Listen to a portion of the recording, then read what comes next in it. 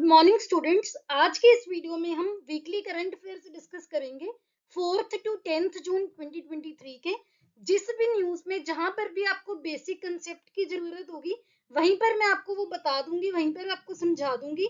फिर भी कोई भी आपको डाउट होगा आप कभी भी कमेंट सेक्शन में पूछ सकते हैं। So let's begin. The first news is about Prerna initiative.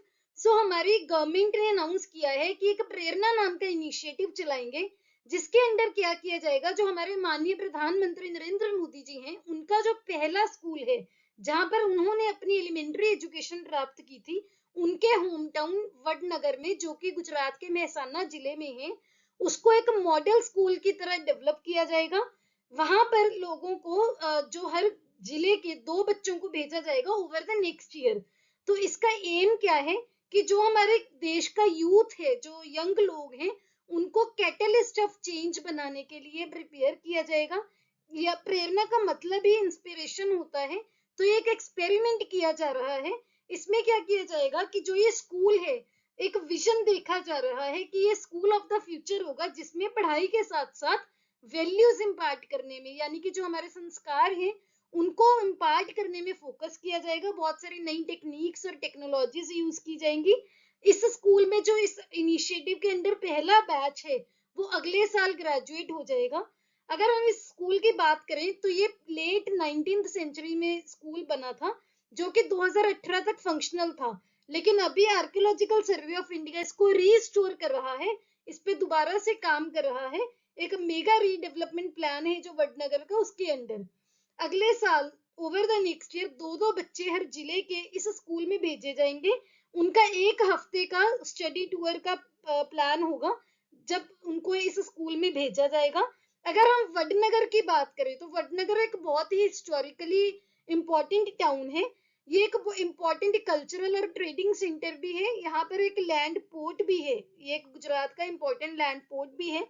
ये वाला जो वडनगर नाम का जगह है, और इसके साथ जो गुजरात का मुधेरा है वहां का सूर्य टेम्पल, इन दोनों को tentative list of UNESCO world heritage site में भी लास्ट ईयर ऐड किया गया था। तो आपको सभी पॉइंट्स याद रखने हैं। यहाँ पर आप इंडियन एक्सप्रेस की ये कटिंग का स्क्रीनशॉट देख सकते हो। सो पूरे हिंदुस्तान से 2-2 बच्चे, हर जिले के 2-2 बच्चे जो हमारे प्रधानमंत्री जी का स्कूल है उनको प्रेरणा के लिए भेजा जाएगा। 2 बच्चे हर डिस्ट्रिक्ट से। और इंडिया में टोटल अगर हम बात करें कितने जिले हैं, 750 जिले हैं। तो एक साल में 1500 बच्चे हैं जो यहाँ पर इसमें भेजे जाएंगे। अगर हम बात करें कि एक बैच में कितने बच्चे होंगे, 30 बच्चे होंगे। जो उनकी ट्रांसपोर्टेशन की कॉस्ट है, आने जाने की, उनकी रहने की कॉस्ट है, वो कौन ऑप्ट करेगा, कौन उसको बियर करेगा? Culture ministry. बहुत इंपॉर्टेंट पॉइंट है, आपको पूछा जा सकता है, ध्यान रखना है। The next news is about state food safety index 2023, जो कि वर्ल्ड फूड सेफ्टी डे पर ये अनाउंस किया गया है। अगर हम बात करें लार्ज स्टेट्स की, बड़ी स्टेट्स की कैटेगरी में, तो 1 नंबर पर यानी कि टॉप किया है किसने? केरला ने। 2 नंबर पर है पंजाब और 3 नंबर पर है तमिलनाडु। इसके अलावा अगर हम बात करें कि ये जो इंडेक्स है, कौन इसको रिलीज करता है, क्यों हुआ, क्या इसका एम है, तो हमारे जो यूनियन मिनिस्टर फॉर हेल्थ हैं डॉक्टर मनसुख मांडविया जी, उन्होंने 5th state food safety index ये रिलीज किया था recently world food safety day 2023 पर। अगर हम लार्ज स्टेट की बात करें, अभी हमने देखा कि टॉप पर था केरला, सेकंड नंबर पर है पंजाब एंड थर्ड नंबर पर है तमिलनाडु। छोटी स्टेट्स की अगर बात करें, स्मॉलर स्टेट्स की, उसमें गोवा, मणिपुर एंड सिक्किम, इन तीनों की टॉप 3 पोजीशंस हैं। यूनियन टेरिटरीज की अगर बात करें तो जम्मू कश्मीर, दिल्ली एंड चंडीगढ़ ये टॉप 3 में है। इस इंडेक्स का क्या एम है, इस इंडेक्स में क्या देखा जाता है? जो स्टेट्स है, राज्य हैं, या केंद्र शासित प्रदेश हैं, यूटीज हैं, उनकी परफॉर्मेंस इवेल्युएट की जाती है फूड सेफ्टी के 6 पैरामीटर्स के along. The state food safety index एक एनुअल यानी कि हर साल एक इवेल्युएशन पब्लिश किया जाता है, किसके द्वारा? FSSAI के द्वारा, जो कि स्टेट्स को एनकरेज करता है, उसको और मोटिवेट करता है स्टेट्स को और यूटीज को कि वो अपनी परफॉर्मेंस को इम्प्रूव करें और स्ट्रॉन्ग फूड सेफ्टी सिस्टम को इस्टेब्लिश करें अपनी जुरिस्डिक्शन के अंडर। तो आपको ये सभी पॉइंट्स ध्यान रखने हैं। आगे हम बात करते हैं रिसेंटली आरबीआई की मॉनेटरी पॉलिसी कमेटी की जो second by monthly monetary policy आती है, उसके क्या क्या उन्होंने पैरामीटर्स रखे, क्या चेंज किया क्या नहीं चेंज किया। आगे की स्लाइड में हम इसके बेसिक पॉइंट भी डिस्कस करेंगे। मॉनेटरी पॉलिसी क्या होती है, रेपो रेट क्या होता है, रिवर्स रेपो क्या होता है, लेकिन उससे पहले आप डेटा देख लीजिए। रिजर्व बैंक ऑफ इंडिया ने इस बार रेपो रेट को चेंज नहीं किया, कितना रह गया वो 6.5%। अगर हम बात करें कि जो 2024 फाइनेंशियल ईयर के जीडीपी ग्रोथ फोरकास्ट है वो भी 6.5% है, वो भी चेंज नहीं की है। इसके अलावा जो सीपीआई इन्फ्लेशन है, कंज्यूमर प्राइस इंडेक्स इन्फ्लेशन, वो कितनी रहेगी 5.1%। पहले वो 5.2% थी, वो थोड़ी सी कम अभी अनाउंस की है कि इन्फ्लेशन थोड़ी सी कम होएगी। स्टैंडर्ड डिपॉजिट फैसिलिटी रेट की अगर बात करें तो वो 6.25% है। मार्जिनल स्टैंडिंग फैसिलिटी रेट 6.75% है। बैंक रेट 6.75% है। एंड फॉरेक्स की अगर बात करें, फॉरेन एक्सचेंज रिजर्व की, वो है $595.1 बिलियन। तो आपको अभी स्टैट्स के बारे में जो अभी आपने डेटा देखा, अभी बेसिक पॉइंट्स की बात करते हैं। सबसे पहले तो आपको पता होना चाहिए कि मॉनेटरी पॉलिसी क्या होती है।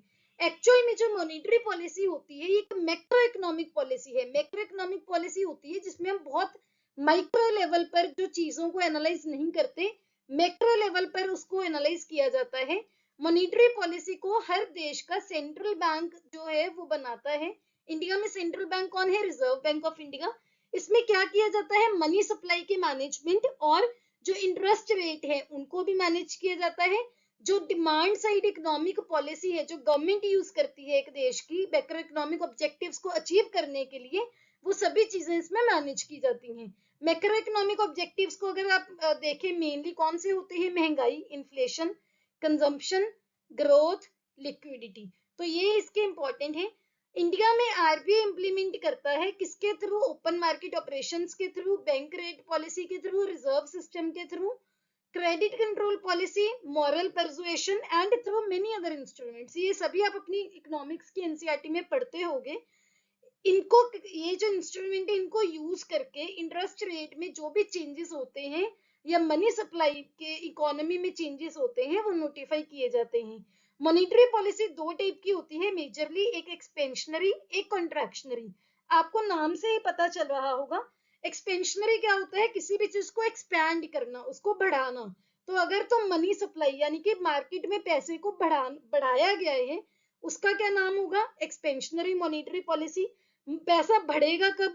जब इंटरेस्ट रेट, जो ब्याज दर है वो कम होगी। सपोज आप पहले 100 रुपए पे 10 रुपए जो ब्याज देते थे, आपके पास इन हैंड 90 रुपए रह गए।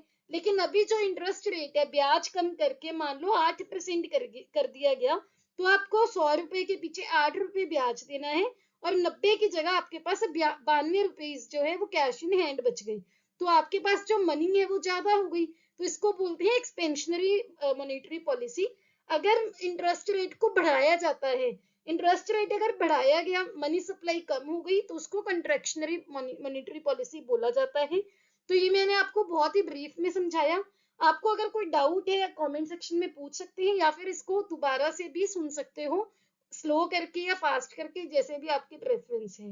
अगर आप बात करें हम इसके पैरामीटर्स की कि रेपो रेट क्या होता है, रिवर्स रेपो रेट क्या होता है, तो यहाँ पर हम 3 रेट को डिस्कस करेंगे। रेपो रेट होता है, एक्चुअल रेपो की जो फुल फॉर्म है वो होती है रीपर्चेज ऑप्शन।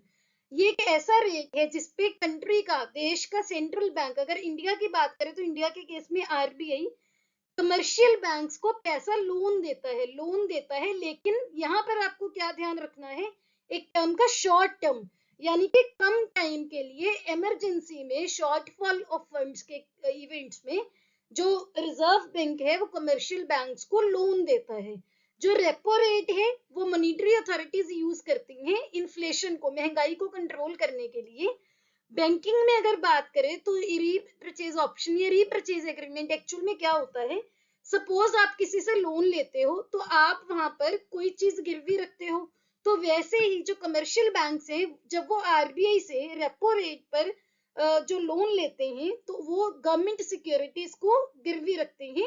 एक एग्रीमेंट होता है कि वो इस टाइम के बाद, इस पर्टिकुलर टाइम के बाद गवर्नमेंट सिक्योरिटीज को वापस से खरीदेंगे, तो वो जो रेट है, वो जो ब्याज दर है, उसको बोलते हैं रेपो रेट। रेपो क्यों बोला जाता है? रीपरचेज। रीपरचेज क्या हुआ? जो गवर्नमेंट सिक्योरिटीज अभी आरबीआई के पास रखी, उसको वो दोबारा से परचेज करेंगे, रीपरचेज। तो आई होप आपको समझ आ गया होगा। इसमें आपने बस ये कीवर्ड ध्यान रखना है, शॉर्ट टर्म लोन्स होते हैं रेपो रेट पर जो दिए जाते हैं। गवर्नमेंट सिक्योरिटीज कौन सी यूज होती हैं? जैसे ट्रेजरी बिल्स हो गए, गवर्नमेंट बॉन्ड्स हो गए। इसके बाद अब हम बात करते हैं रिवर्स रेपो रेट की। रिवर्स रेपो रेट वो होता है जिस पर जो कमर्शियल बैंक हैं वो सेंट्रल बैंक को लोन देते हैं, या सेंट्रल बैंक को आप ये बोल सकते हो कि अपना जो पैसा है, जो एक्सेस पैसा है, ज्यादा वाला पैसा है, वो सेंट्रल बैंक के पास गिरवी रखते हैं। इसको आप कैसे भी समझ लो। तो रिवर्स रेपो रेपो के उल्टा होता है। इस रेट पर सेंट्रल बैंक के पास कमर्शियल बैंक अपना एक्सेस फंड वहां पर रखते हैं, और जो ये ब्याज है ये आरबीआई पे करता है। रेपो रेट के केस में बैंक आरबीआई को पे करते हैं, लेकिन रिवर्स रेपो में जो आरबीआई है वो बैंक्स को पे करता है। आगे बात करते हैं बैंक रेट की। बैंक रेट और रेपो रेट में ज्यादा डिफरेंस नहीं है। बैंक रेट है वो सेंट्रल बैंक यूज करता है लेंड करने के लिए, लोन्स देने के लिए कमर्शियल बैंक्स को, लेकिन इसमें long term monetary goals assess किए जाते हैं। जैसे हमने बात की कि जो रेपो रेट है इसमें शॉर्ट टर्म लोन्स दिए थे, लेकिन बैंक रेट में long term monetary goals fulfil किए जाते हैं। तो आई होप आपको समझ आ गया होगा। स्टिल आपको कोई डाउट है, आप कभी भी कमेंट सेक्शन में पूछ सकते हैं। आगे हम बात करते हैं, रिसेंटली अग्नि प्राइम बैलिस्टिक मिसाइल की टेस्टिंग की गई है डीआरडीओ के द्वारा। ये एक नई जनरेशन बैलिस्टिक मिसाइल है अग्नि प्राइम जिसका नाम है, जिसको डीआरडीओ यानी कि defence research and development organisation ने टेस्ट किया। कहां पर? उड़ीसा के doctor APJ Abdul Kalam island से। अग्नि पी एक 2 stage solid propellant ballistic missile है। सॉलिड प्रोपेलेंट होती है जिसमें फ्यूल है वो सॉलिड फॉर्म में यूज किया जा रहा है। इसके साथ इसमें नेविगेशन एंड गाइडेंस सिस्टम भी है। इसकी अगर रेंज की बात करें तो 1000 से 2000 किलोमीटर की इसकी रेंज है। और जो अग्नि सीरीज की पहले प्रीवियस मिसाइल्स हैं उसमें उसके कंपैरेटिवली इसका जो वेट है वो कम है, तो ये लाइटर वेट है कंपैरेटिव टू अर्लियर अग्नि series of the missiles. Next हम बात करते हैं, रिसेंटली यूक्रेन का एक डैम है जिसका नाम है खखोवा डैम, जिसके बारे में काफी कंट्रोवर्सी चल रही है। ये जो डैम है इसकी यूक्रेन का बोलना है कि ये रशिया ने ब्लास्ट किया है, जिसकी वजह से बाढ़ आ गई है। आप इस पिक्चर में देख सकते हो सभी जो वहां पर जो एस्टैब्लिशमेंट्स हैं, जो रेसिडेंट्स हैं, जो वहां की जो घर हैं या जो भी बिल्डिंग्स हैं, वो यहाँ पर आपको दिख रही है फ्लड्स की वजह से डूबी हुई हैं। तो यूक्रेन ने रशिया को एक्यूज किया है कि उन्होंने इस डैम को जो ब्लास्ट किया। ये जो डैम थी ये क्रीमिया को भी पानी सप्लाई करती थी, और जो रशिया के द्वारा ऑक्युपाइड ज़ैपोरिज़िया न्यूक्लियर प्लांट है उसको भी पानी सप्लाई करती थी। यूक्रेन की आर्मी की अगर बात करें तो उन्होंने तो ये बोला है कि रशियन फोर्सेस ने इसको ब्लो अप किया, लेकिन जो रशिया है वो उन्होंने बोला है कि ये टेररिस्ट अटैक है। आपको क्या क्या ध्यान रखना है कि जो ये डैम है ये निप्रो रिवर पर है। इसके अलावा ये किसके अंडर है? यूक्रेन के अंडर। तो आपको दोनों पॉइंट्स याद रखने हैं। जो ज़ैपोरिज़िया न्यूक्लियर पावर प्लांट है ये अभी रशिया ने ऑक्युपाई किया हुआ है। अब मैं यहाँ पर आपके साथ एक ब्लैक सी डिस्कस कर रही हूँ, क्योंकि ब्लैक सी इस रीजन का बहुत ही इंपॉर्टेंट सी है, बहुत कॉमनली इसमें से क्वेश्चंस पूछे जाते हैं। आप देख सकते हो जो ब्लैक सी है ये यूक्रेन रशिया दोनों के साथ इसकी बाउंड्री लगती है। जो ब्लैक सी है ये एशिया और यूरोप के बीच में है। यहाँ पर आपको सी ऑफ एजोव भी याद रखना है। सी ऑफ मरमरा है वो ब्लैक सी के साउथ में है, ये भी आपको ध्यान रखना है। एजियन सी की लोकेशन भी आपको ध्यान रखनी है। ये मेडिटेरेनियन सी है, तो जो ब्लैक सी है मेडिटेरेनियन के नॉर्थ में है। जो ब्लैक सी है किस किस के साथ इसकी बाउंड्री है? टर्की, यहाँ पर जियोर्जिया है, रशिया, यूक्रेन।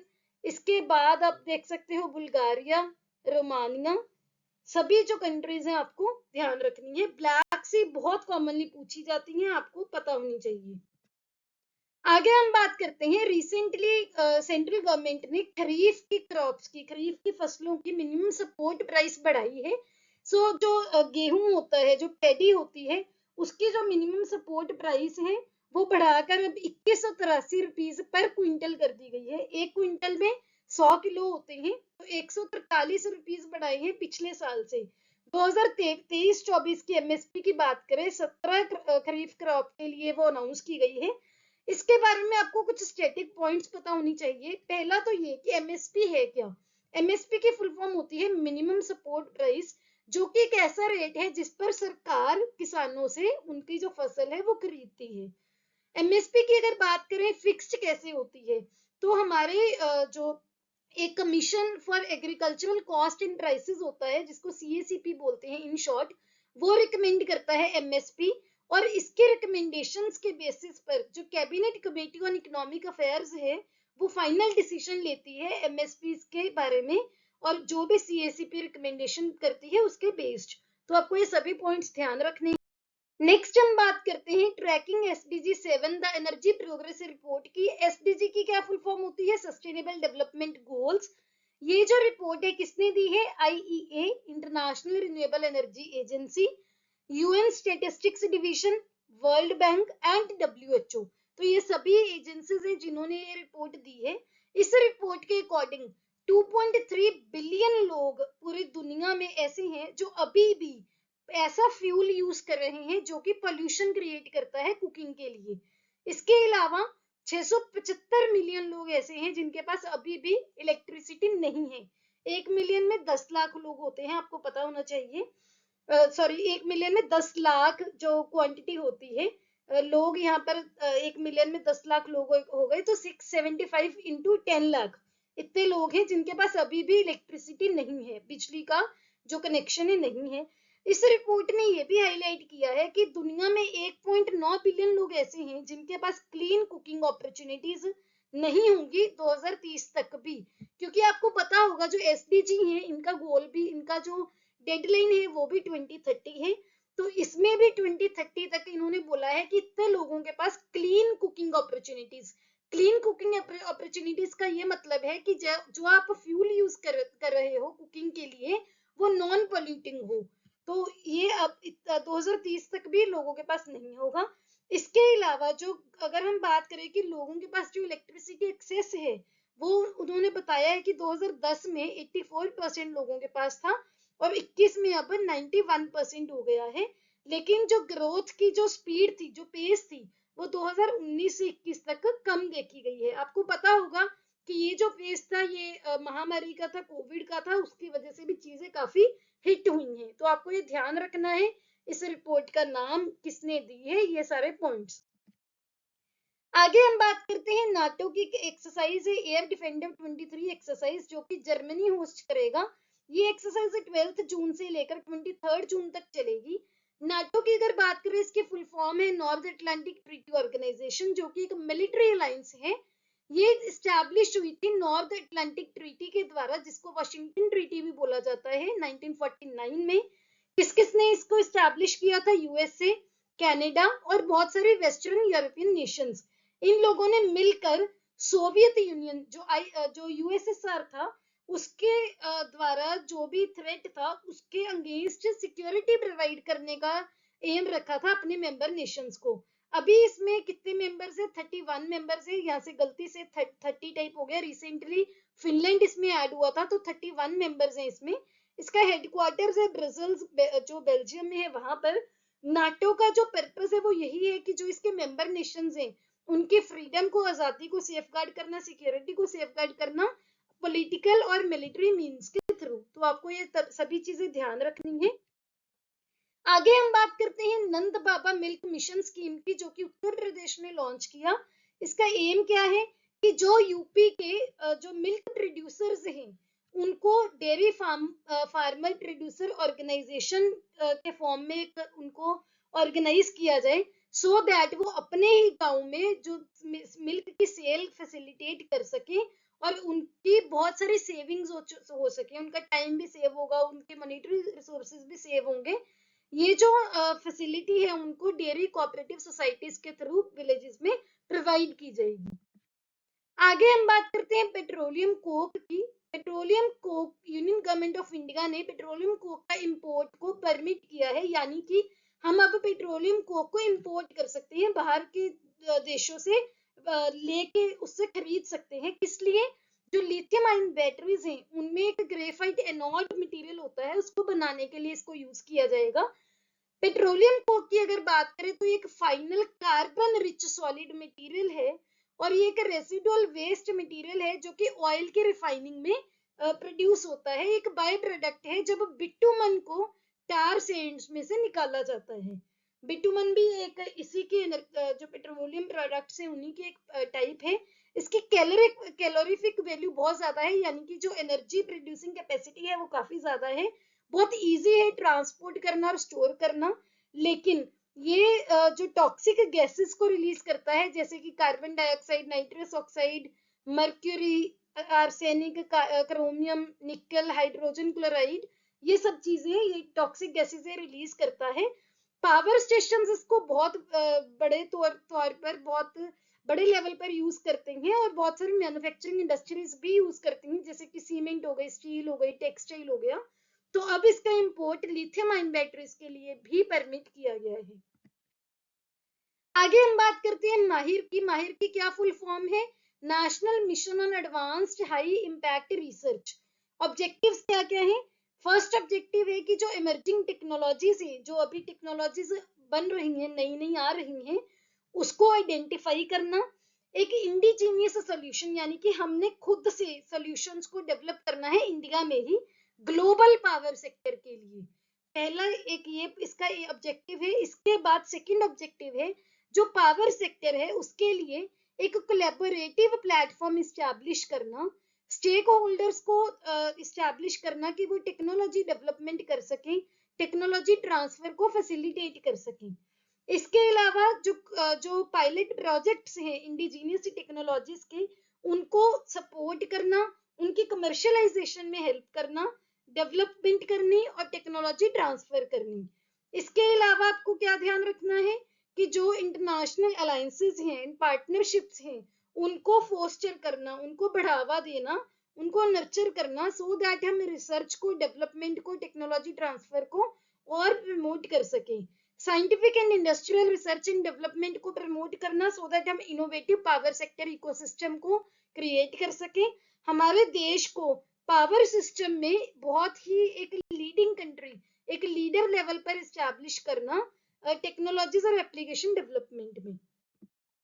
यहाँ पर आप देख सकते हैं और डिटेल्स। और recently ministry of power and ministry of new and renewable energy ने अनाउंस किया है कि वो नेशनल मिशन एक लॉन्च करेंगे जिसका नाम होगा mission on advanced and high impact research. जिसका एम क्या होगा? पावर सेक्टर में नई नई टेक्नोलॉजीज को आइडेंटिफाई करना, डेवलप करना, रिसर्च डेवलपमेंट को प्रमोट करना। फंडिंग करेगी ministry of power and ministry of new and renewable energy and central public sector enterprises, इन दोनों मिनिस्ट्रीज के under.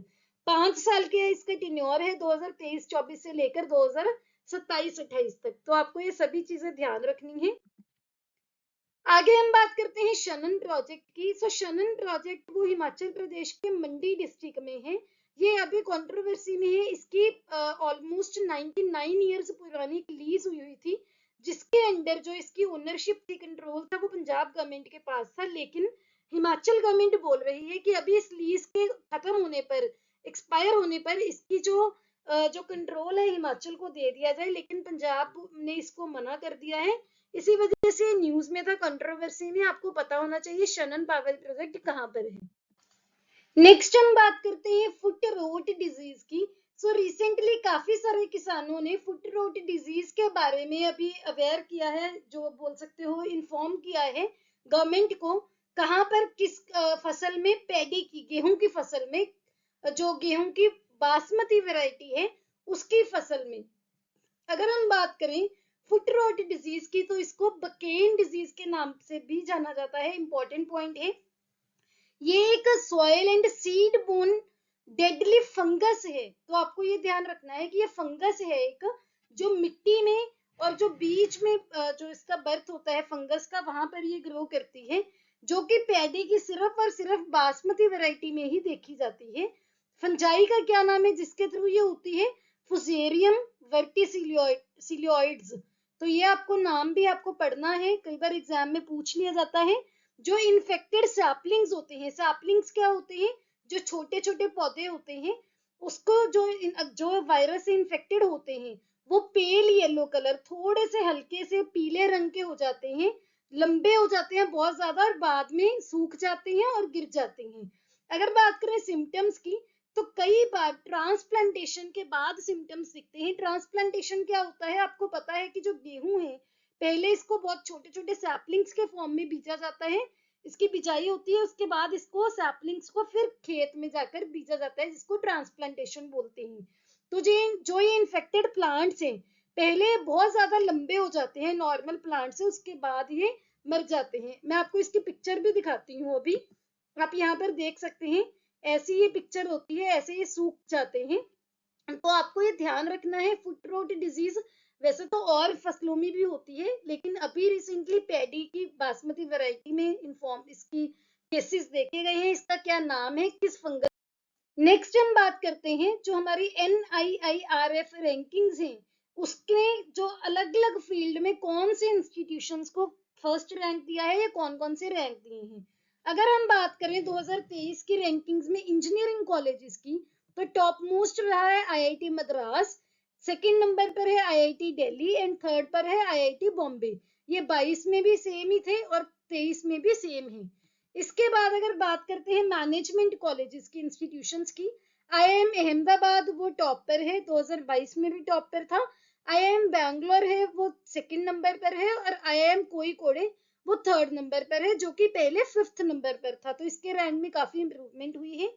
Agriculture and allied sectors की बात करें, तो जो IARI है, Indian agricultural research institute new Delhi, वो फर्स्ट नंबर पर है। सेकंड नंबर पर है ICAR का national dairy research institute Karnal. इसके बाद थर्ड पर है PAU Ludhiana, Punjab agriculture university Ludhiana. Pharmacy की में अगर बात करें तो हैदराबाद का NIPER जो नीतिर नाम का वहां पर इंस्टीट्यूट है, वो फर्स्ट नंबर पर है।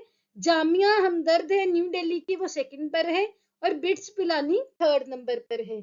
आगे हम बात करते हैं मेडिकल कॉलेजेस की, उसमें एम्स दिल्ली का फर्स्ट रैंक है, PGI चंडीगढ़ का सेकंड रैंक है और CMC वेल्लोर का थर्ड रैंक है। आर्किटेक्चर एंड प्लानिंग की अगर बात करें तो IIT रुड़की फर्स्ट रैंक है, NIT कैलिकट का सेकंड रैंक है एंड IIT खड़गपुर का थर्ड रैंक है। आपको वैसे तो जो जो इंजीनियरिंग कॉलेज है, जो इसके अलावा एग्रीकल्चर एंड अलाइड में है और मैनेजमेंट, ये तीन आप मेन याद रख लो। ये आपने पढ़ लिए, एक बार सुन लिए, आपको एग्जाम में देखकर याद आ जाएगा। आगे हम बात करते हैं डेंटल फील्ड में। सो वहां पर चेन्नई का एक कॉलेज है, Saveetha institute of medical and technical sciences, वो टॉप पर है। मणिपाल का Manipal college of dental science second पर है और पुणे का doctor DY Patil Vidyapeeth third पर है। रिसर्च इंस्टीट्यूट्स की बात करें तो IISc बैंगलोर फर्स्ट पर है, IIT मद्रास सेकंड पर है, IIT दिल्ली थर्ड पर है। ये आपको ध्यान रखना है, ये रिसर्च की कैटेगरी में है और जो फर्स्ट नंबर पर था IIT मद्रास, वो इंजीनियरिंग के फील्ड में था। लॉ में अगर बात करें तो national law school of India university Bangalore की फर्स्ट पर है, national law university new Delhi second पर है and NALSAR university of law Hyderabad third पर है। आगे हम बात करते हैं, इंडिया रिसेंटली वर्ल्ड का सेकंड लार्जेस्ट प्रोड्यूसर बन गया है क्रूड स्टील का। तो union minister of steel and civil aviation ने अनाउंस किया है कि इंडिया पहले जो फोर्थ लार्जेस्ट प्रोड्यूसर था, उससे उसकी इंप्रूवमेंट हुई है और फोर्थ से सेकंड नंबर पर आ गया है in terms of production of crude steel. 2014-15 से 22-23 तक अगर बात करें तो इंडिया की जो क्रूड स्टील प्रोडक्शन है 42% इंक्रीज हुई है। अगर हम एक्सपोर्टर की बात करें तो ग्लोबल लेवल पर सबसे बड़ा जो एक्सपोर्टर है वो अभी भी चाइना ही है और इंडिया सेकंड लार्जेस्ट प्रोड्यूसर है। तो ये दोनों चीजें आपने ध्यान रखनी है। लेकिन अगर हम बात करें, इंडिया सेकंड नंबर पर प्रोड्यूसर तो है, लेकिन अभी भी नेट अगर बात करें तो इंडिया ज्यादा एक्सपोर्ट करता है स्टील की, और ये अराउंड 6.72 मेट्रिक टन एक्सपोर्ट करता है। ये डेटा आपके लिए इतना इंपॉर्टेंट नहीं है। हाँ, अगर आपने आंसर वगैरह लिखना है, एग्जाम्पल कोड करनी है, वहां पर आप कर सकते हो। आगे हम बात करते हैं, ये जो है ये एक बहुत ही एक मोटिवेशनल पर्सनैलिटी है जिनके बारे में भी हम पढ़ेंगे। ये छत्तीसगढ़ से एक पंचायत के जो एक विलेज के सरपंच हैं जिनका नाम है दामोदर कश्यप, जिनको ट्राइबल ग्रीन वॉरियर का एक टाइटल दिया गया है। इन्होंने अपने गांव में 400 एकड़ लैंड को ट्रांसफॉर्म किया है, किसमें, जंगल में, फ्लरिशिंग फॉरेस्ट में, कम्युनिटी बेस्ड अप्रोच यूज करके। आप ये अप्रोचेज अपनी ज्योग्राफी में पढ़ते हो। ये जो है ये छत्तीसगढ़ के बस्तर डिस्ट्रिक्ट से बिलोंग करते हैं। इनके बारे में आपको ऑब्जेक्टिव क्वेश्चंस में तो नहीं पूछने के चांसेस, लेकिन ऐसी एग्जांपल्स आप अपने एसेज में, क्वेश्चंस में हमेशा जो कोट कर सकते हो, आपको हमेशा एक्स्ट्रा मार्क्स वो फेच करेंगे। विलेज सरपंच हैं, इन्होंने बहुत स्ट्रिक्ट रूल्स और फाइन वगैरह लगाए कि लोग डिफॉरेस्टेशन ना करें, और इनके कंजर्वेशन वर्क के लिए इनको अवार्ड भी मिला है 2014 में, पॉल के फीराबेंड फाउंडेशन अवार्ड। और इनके नाम पर छत्तीसगढ़ बोर्ड ने सोशल साइंस की क्लास 9 की टेक्स्ट बुक में एक चैप्टर भी इनकी एग्जाम्पल वहां पर कोट की है, ऐड की है।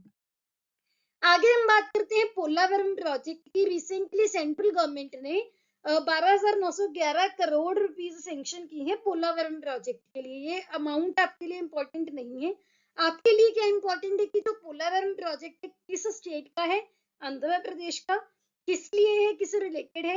ये एक मल्टीपर्पज इरिगेशन प्रोजेक्ट है, सिंचाई का एक प्रोजेक्ट है। कहाँ पर, गोदावरी नदी पर।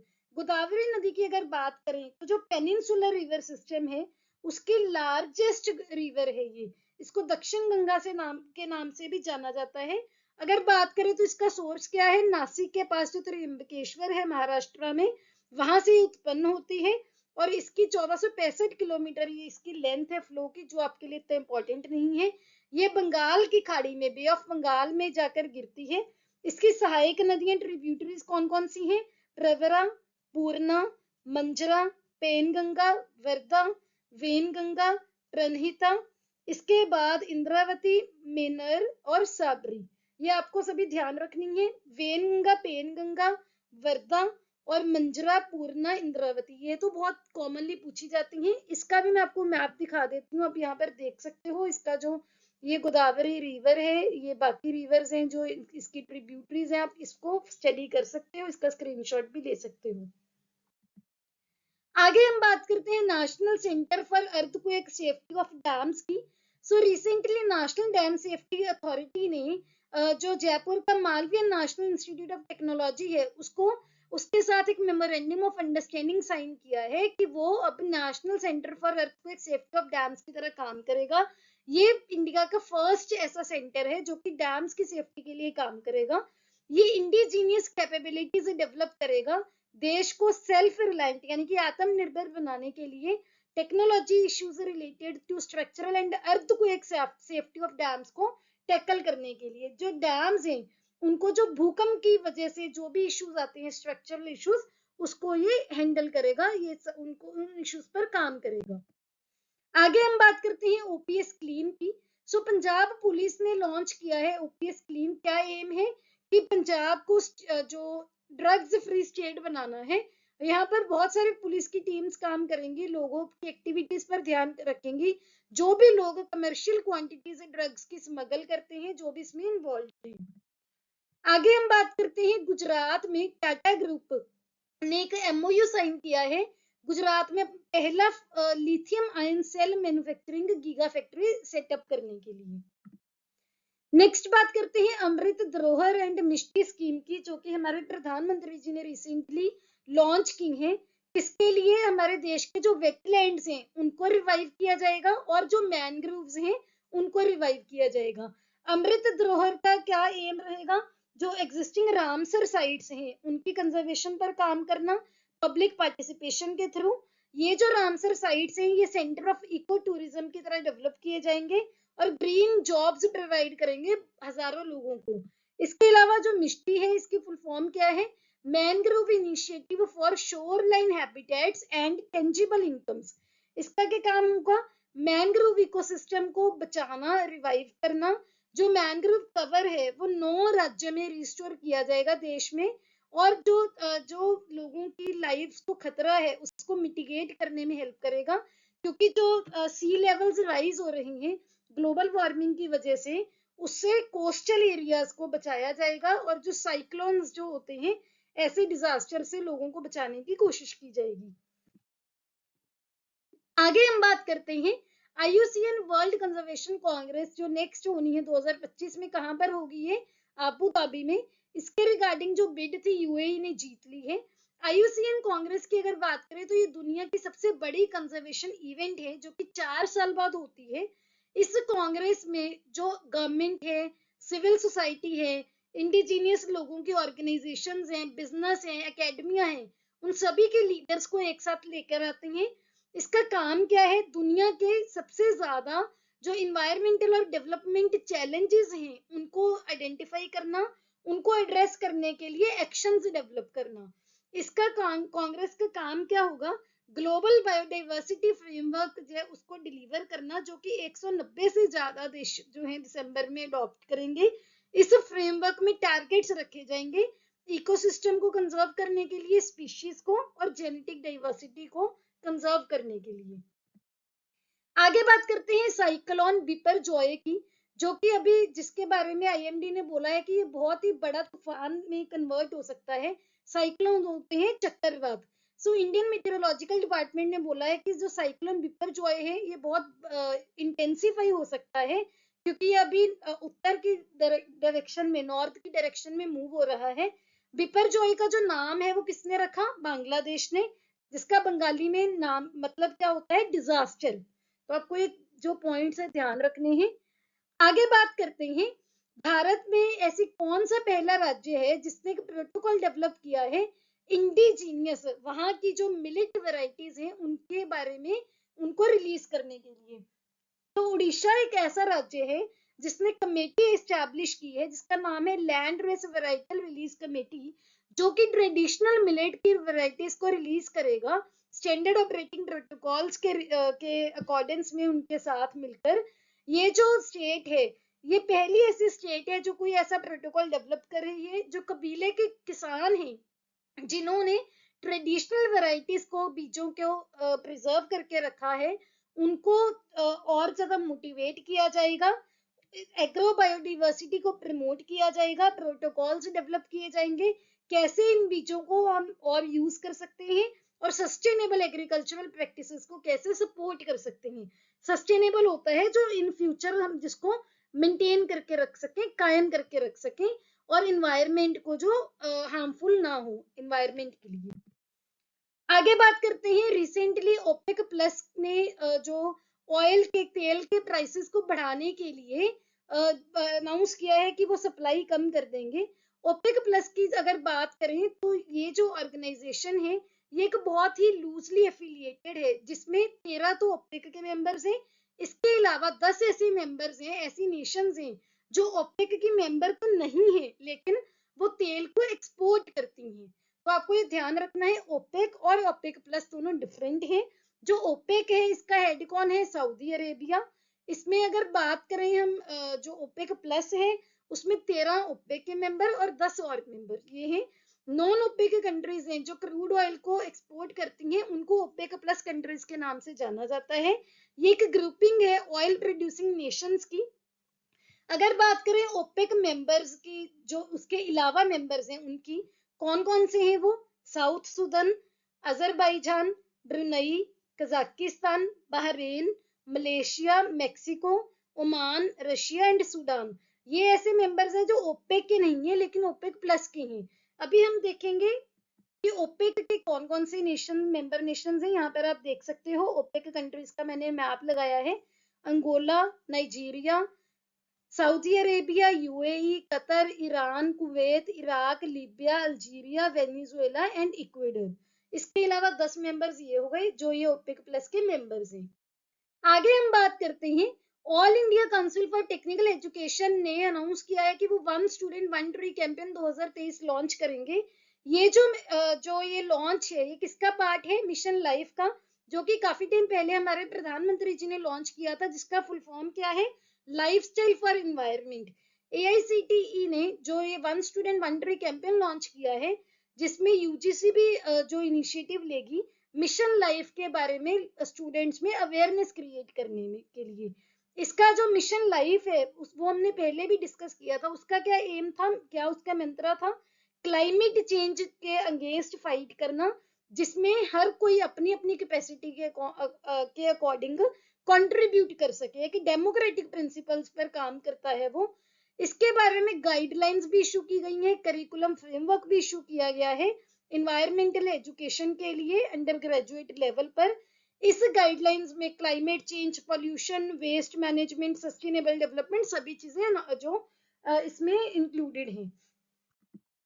आगे हम बात करते हैं यूएनएससी के 5 नॉन परमानेंट मेंबर्स जो नई कंट्रीज इलेक्ट की गई हैं उनके बारे में। कौन कौन से नॉन परमानेंट मेंबर्स हैं जो अभी इलेक्ट किए गए हैं? Algeria, Guyana, republic of Korea, Sierra Leone, Slovenia. आपको पता होना चाहिए कि इनका जो टेन्योर रहता है वो कितना रहेगा, 2 साल का रहता है। ये 1 जनवरी 2024 से लेकर 31 दिसंबर 2025 तक मेंबर रहेंगी। इससे पहले जो मेंबर्स थे नॉन परमानेंट मेंबर्स जिनको ये रिप्लेस करेंगे वो कौन थे? अल्बानिया, ब्राजील, गेबन, गाना एंड यूएई। इसके अलावा आपको पता होना चाहिए कि जो यूएनएससी है, यूनाइटेड नेशन सिक्योरिटी काउंसिल, ये 1945 में एस्टैब्लिश की थी। किसने? यूएन चार्टर के थ्रू। ये यूएन के 6 मेजर ऑर्गन्स में से एक है और परमानेंट मेंबर्स हैं इसके 5। ये तो हमने अभी नॉन परमानेंट मेंबर्स देखे। 5 इसके परमानेंट मेंबर्स हैं। कौन कौन से? China, France, Russia, United kingdom and USA, जिनको P5 के नाम से पर जाना जाता है। इनके पास वीटो होती है, एक वीटो वोट होती है, जो कि ये अपनी वोट को किसी भी इशू पे वीटो कर सकते हैं। अगर बात करें कि जो यूएनएससी है इसके हेडक्वार्टर्स कहाँ पर है? न्यूयॉर्क में। आगे बात करते हैं, रिसेंटली इंडिया के जो आंध्र प्रदेश है उसके दो प्रोडक्ट्स को ऑर्गेनिक सर्टिफिकेशन मिली है। एक तो अराकू वैली की कॉफी को और एक आंध्र प्रदेश की काली मिर्च को, ब्लैक पेपर को। ऑर्गेनिक सर्टिफिकेशन कौन देता है? अपेडा नाम की ऑर्गेनाइजेशन है जिसकी फुल फॉर्म है agricultural and processed food export products export development authority, जो कि एक सेंट्रल गवर्नमेंट की ऑर्गेनाइजेशन है। ये ministry of commerce and industry के अंडर काम करती है, जो कि जो agricultural and processed food product हैं उनकी डेवलपमेंट में, प्रमोशन में एंड एक्सपोर्ट में इसको प्रमोट करती है, एपेक्स बॉडी है। आगे बात करते हैं एक्सरसाइज आर्कटिक की, जो कि नाटो ने लॉन्च की है। किसके लिए? जो इसका 31st मेंबर है फिनलैंड, उसको प्रोटेक्ट करने के लिए। तो आपको ये ध्यान रखना है, ये जो ये जो कंट्री है फिनलैंड, ये अपनी पहली नाटो एक्सरसाइज होस्ट कर रही है जब से ये मेंबर बनी है। अभी हमने पीछे नाटो। नेक्स्ट हम बात करते हैं एक्सरसाइज एकता की। एक्सरसाइज एकता इंडियन नेवी डाइवर्स और मालदीव के मरीन कमांडोज के बीच हुई है। इसका रिसेंटली 6th एडिशन हुआ है। कहाँ पर हुई है ये? मालदीव्स में हुई है। ये एक एनुअल एक्सरसाइज है, हर साल कंडक्ट की जाती है इंडिया और मालदीव की नेवीज के बीच में। आगे बात करते हैं ऑब्ituaries की। रिसेंटली दूरदर्शन न्यूज की एंकर थी बहुत famous, Gitanjali Aiyar, she passed away. ये इंडिया की one of first English female news presenter हैं। इनकी यहाँ पर आप पिक्चर भी देख सकते हैं। इनको इंदिरा गांधी प्रियदर्शनी अवार्ड भी मिला हुआ है आउटस्टैंडिंग वुमेन कैटेगरी में 1989 में। तो आपको ये ध्यान रखना है, आपने शायद इनको देखा भी होगा दूरदर्शन में। आगे बात करते हैं आमिर रजा हुसैन की, जो कि एक थिएटर एक्टर थे, ही पास्ड अवे। इनको आउटडोर स्टेज प्रोडक्शन के लिए भी जाना जाता है, जैसे कि 50 डे वॉर हो गई, जो कि कारगिल की वॉर पर बेस्ड बनी हुई है, या फिर लीजेंड ऑफ राम हो गया। इनको पद्मश्री मिला था 2001 में, इनकी जो थिएटर में इन्होंने कंट्रीब्यूट किया है। यहाँ पर आप इनकी भी पिक्चर देख सकते हैं। आगे बात करते हैं एक्ट्रेस सुलोचना की, शी पास्ड अवे। इनको भी 1999 में पद्मश्री मिला था। इनकी भी यहाँ पर आप पिक्चर देख सकते हैं। आगे है लास्ट सेगमेंट इस वीडियो का, इंपॉर्टेंट डेज। 5 जून को वर्ल्ड एनवायरनमेंट डे मनाया जाता है। इसका थीम क्या था इस बार का? Solutions to plastic pollution under the campaign beat plastic pollution. हमने ये एमसीक्यूज में डिस्कस किया था कि वर्ल्ड एनवायरनमेंट डे कब स्टैब्लिश हुआ था और कब पहली बार मनाया गया था। अगर आपको याद है तो tell me in the comment section below. आगे बात करते हैं वर्ल्ड पेस्ट डे की, जो कि 6 जून को मनाया जाता है। इसमें क्या होता है, जो लोग पेस्ट कंट्रोल में काम करते हैं उनके बारे में, उनके काम को एनकरेज करने के लिए ये दिन मनाया जाता है। इस बार का थीम क्या है? Sustainable solutions for pest control. आगे वर्ल्ड फूड सेफ्टी डे 7 जून को मनाया जाता है। इस बार का थीम क्या है? Food standards save lives. आगे है वर्ल्ड ओशियन डे जो कि 8 जून को मनाया जाता है। इस बार का इसका थीम है planet ocean, times are changing. ये हमारे सोशल मीडिया के हैंडल्स हैं, आप हमें फॉलो कर सकते हैं, लिंक आपको डिस्क्रिप्शन में मिल जाएंगे। अगर आपको ये वीडियो अच्छी लगी please hit the like button, अपने दोस्तों के साथ शेयर कीजिए। Don't forget to subscribe to my channel. See you in the next video. Have a nice day.